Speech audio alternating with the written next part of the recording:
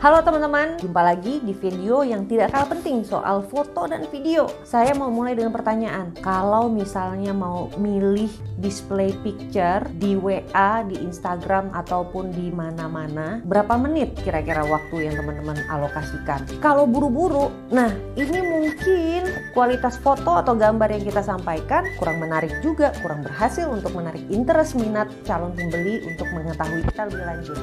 Jadi sangat penting untuk sebenarnya mengetahui cara memproduksi, walaupun diproduksi dengan handphone yang tidak perlu high spec atau spesifikasi tinggi pun bisa menghasilkan gambar yang menarik.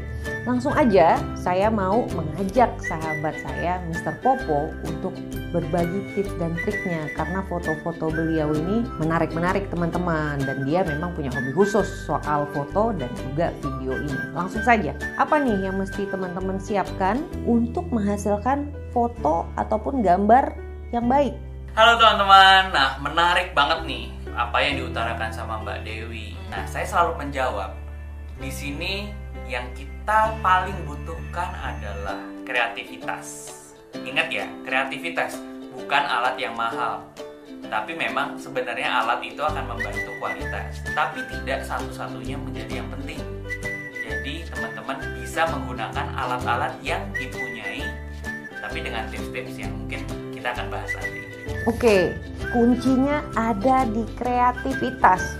Saya ingin menyampaikan ada sebuah data di beberapa artikel yang mengatakan orang yang melihat konten digital itu 60% lebih ingin klik atau tahu lebih lanjut jika melihat gambar yang menarik. Dan juga ada beberapa hasil polling ya teman-teman yang menyatakan bahwa konsumer online alias netizen itu dapat dipengaruhi keputusan membelinya 60-70% dari konten foto atau video yang menarik. Nah, langsung saja kita bahas foto dan video seperti apa saja sih yang perlu kita siapkan untuk menjadi konten di kanal-kanal digital kita.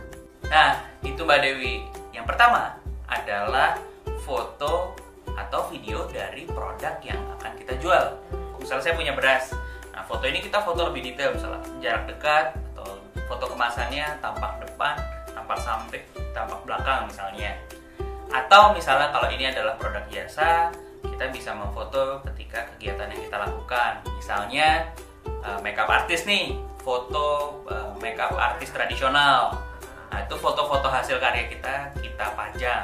Foto ini bisa kita masukkan ke dalam katalog di WhatsApp Bisnis. Nah, setelah foto tadi kita pasang, bisa kita tambahkan beberapa kalimat penjelas maupun keterangan deskripsi yang lebih detail dari produk kita. Nah, yang kedua adalah foto atau video profile dari bisnis yang kita punya. Ini akan kita pasang di profile picture WhatsApp, Instagram, Facebook, ataupun toko-toko online kita. Jadi jangan sampai nih kita punya bisnis yang kita pasang foto kita sama pasangan kita atau sama anak-anak kita, atau kita lagi selfie seperti ini gitu kan, ya bisa aja Mister. Jadi kan kayak nggak kredibel gitu. Nah, ini penting banget. Jadi bagaimana akun-akun kita tadi, kanal-kanal jualan kita tuh tampak lebih mudah dipercaya sama mereka. Bisa jadi bukan foto aja, tapi kalau teman-teman bisa membuat desain logo misalnya. Kalau saya biasanya di profilnya saya ada foto berasnya, ditambahkan nama brandnya, misalnya beras organik Orais. Jadi mereka akan lihat nih, ini bisnisnya benar-benar jualan beras, bukan orang yang sok-sok jualan gitu. Nah, yang ketiga adalah foto atau video dokumentasi dari kegiatan usaha kita. Foto dan video ini berfungsi sebagai jembatan komunikasi antara kita dengan calon customer ataupun pelanggan. Jadi misalnya dari proses pembuatan produk itu sendiri, dari proses pelayanan, dari proses pengerjaan. Foto dan video tadi kita bisa tampilkan sesekali di feed Instagram misalnya, atau paling sering biasanya saya melakukan itu di status WA ataupun story di Instagram. Kalau saya boleh tambahkan dari sudut pandang konsumen ya teman-teman, kalau misalnya saya punya kontak para pebisnis atau UKM, itu saya jujur ngerasa menambah respect sih kalau misalnya hari ini buah-buahannya siap diproses, mencoba packaging baru. Saya menjadi awalnya sekedar tahu, lama-lama jadi kayak ngefans atau hormat, respect sama suatu brand tertentu. Ya, jadi memang tujuannya adalah membangun kepercayaan. Jadi kita buka-bukaan aja sebenarnya sama pelanggan kita. Ini loh proses yang kita lakukan. Nah, yang keempat adalah foto atau video testimoni. Ini banyak banget yang melakukan ini ya. Terutama saya lihat di kanal-kanal Instagram misalnya. Itu dia nggak ada produknya, tapi isinya tentang testimoni semua. Jadi dia capture atau screenshot dari testimoni pelanggannya. Tapi setiap hari dia lakukan itu. Itu kadang-kadang secara tampilan akan mengotori tampilan yang sudah bagus kita buat tadi. Nah, ini perlu kita rapikan lah. Boleh teman-teman yang punya usaha itu memberikan testimoni, tapi berkala. Teman-teman, ini saya kembali memperkaya dari sudut pandang konsumennya ya.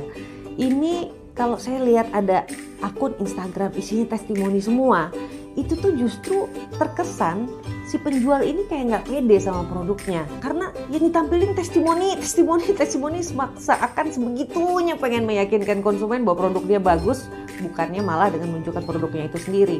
Nah, akhirnya saya jadi embatin, ini apa sih, ini toko gitu, bukannya malah beli, malah saya nggak jadi deh gitu.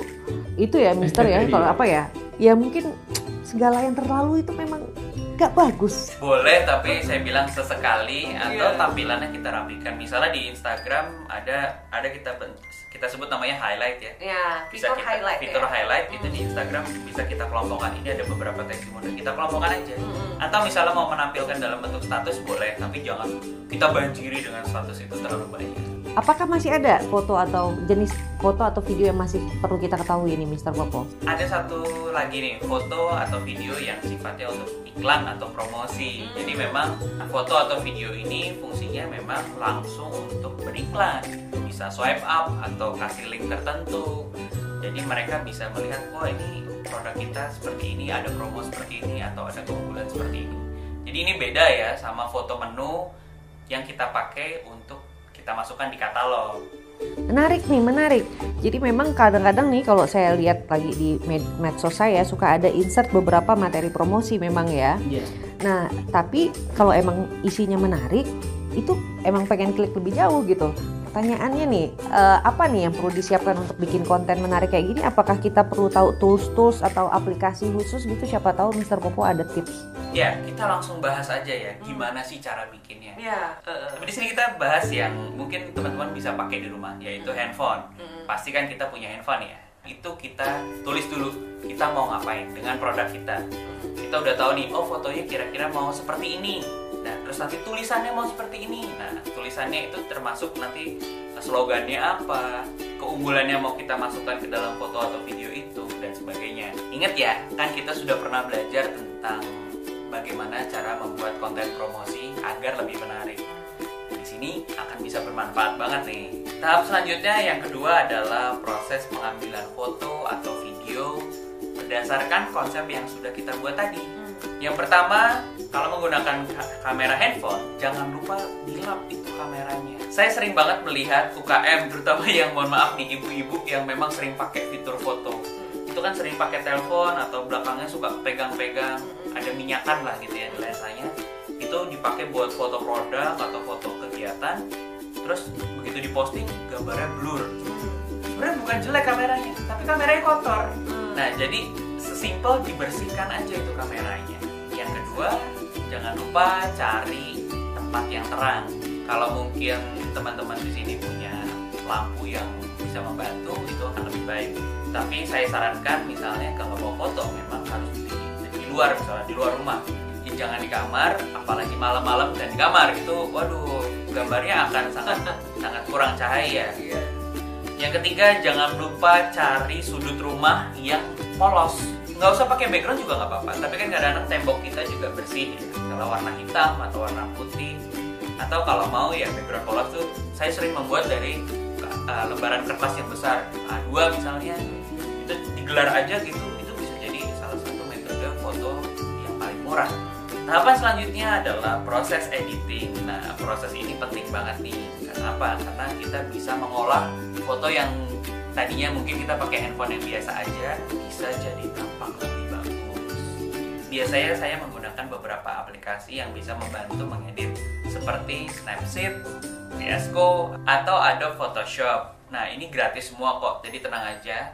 Tinggal teman-teman main-main nih, geser-geser settingan warnanya mungkin, atau mungkin sesimpel ada filternya di sana. Jadi teman-teman bisa pilih mau ronanya seperti apa atau mau ambience-nya seperti apa, itu bisa teman-teman pilih. Bisa aja menggunakan aplikasi Instagram. Instagram itu punya filter banyak loh. Iya. Ada filter misalnya di videonya bisa kita apa-apain, atau ditambahin GIF atau gambar bergerak, itu juga bisa.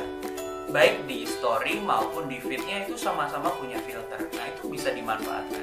Ya, kalau untuk aplikasi edit video di handphone ada beberapa juga. Di antaranya adalah Quick, Adobe Premiere Clip, ataupun KineMaster, ataupun banyak lagi sih sebenarnya. Teman-teman bisa banyak dapat tutorial caranya. Banyak banget orang-orang yang dengan sukarela menyediakan tutorial bagaimana cara membuat ini, bagaimana membuat itu, dan itu sangat mumpuni banget kalau teman-teman menggunakan handphone. Yang terakhir, setelah kita buat, jangan lupa dipublikasikan. Nah, itu kita posting di semua kanal kita, baik dijadiin status di WhatsApp bisnis, di Instagram, jadi story, ataupun di post feed, di Facebook juga, dan juga di kanal-kanal e-commerce.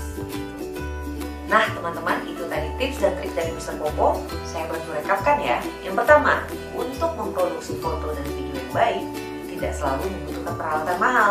Kuncinya ada di kreativitas. Yang kedua, untuk kreatif kita bisa belajar dengan menambah referensi, mempelajari akun-akun digital dari brand-brand sejenis yang sudah lebih besar. Yang ketiga, kenali kategori foto atau video yang mau kita produksi. Apakah untuk foto profil, foto produk katalog, dokumentasi proses usaha, testimoni konsumen, atau untuk beriklan. Yang keempat, siapkan konsepnya. Apalagi untuk foto atau video yang mau diiklankan. Yang kelima, lensa bersih, pencahayaan cukup, dan background polos adalah kunci dasar untuk menghasilkan foto yang bagus. Yang keenam, optimalkan berbagai aplikasi gratis yang ada di HP untuk mengedit dan juga memproduksi beberapa video dan foto. Yang ketujuh, mulai publikasikan, belajar sambil jalan.